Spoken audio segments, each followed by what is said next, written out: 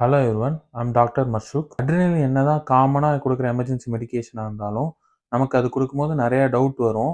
Adrenaline எப்படி கரெக்டாக கொடுக்குறதுனா இந்த வீடியோவில் பார்க்க போகிறோம். இந்த மாதிரி மெடிக்கல் ரிலேட்டட் வீடியோஸ் பார்க்கணுன்னா இன்னொரு ஃபாலோ பண்ணிக்கோங்க. அட்ரினலின் காமனாக அவைலபிளாக இருக்க டைலூஷன் பார்த்தீங்கன்னா 1:1000. 1 ml 1 mg அட்ரினலின் இருக்கும். அனாஃபிலாக்சிஸ் கேஸில் பார்த்தீங்கன்னா 0.5 ml அட்ரினலின் ஐஎம்மாக கொடுக்கணும். கார்டியக் அரெஸ்ட் கேசஸில் 1:10,000 டைலூஷன் தான் கொடுக்கணும். 1:1000 1:10,000 டைலூஷனை எப்படி மாற்றலாம்னா 1 ml ஆஃப் 1:1000 அட்ரினலின் கூட 9 ml NS ஆட் பண்ணிங்கன்னா 1:10,000 டைலூஷன் ஆயிரும். 1:10,000 டைலூஷன் இருக்க அட்ரினலினை ஐவியாக கொடுக்கணும். ஐவியாக கொடுத்ததுக்கப்புறம் 20 ml சலைன் ஃப்ளஷ் பண்ணணும். 10 to 20 செகண்ட்ஸ் எலவேட்டடாக வச்சுருக்கணும். இது பண்ணுறதுனால அட்ரினலின் பெரிஃபரல் லைனில் ஸ்டேசிஸ் ஆகாமல் சென்ட்ரல் சர்க்குலேஷனுக்கு வேகமாக போகும். அதுவும் இல்லாமல் இது பண்ணுறதுனால அதோட பீக் கான்சன்ட்ரேஷனை 40% வேகமாக அச்சீவ் பண்ணுதுன்னு ஸ்டடி சொல்லுது. எனக்கு கார்டியாக் அரெஸ்ட் அனாஃபிலாக்சிஸ் இல்லாமல் வேறு சில யூசஸும் இருக்குது.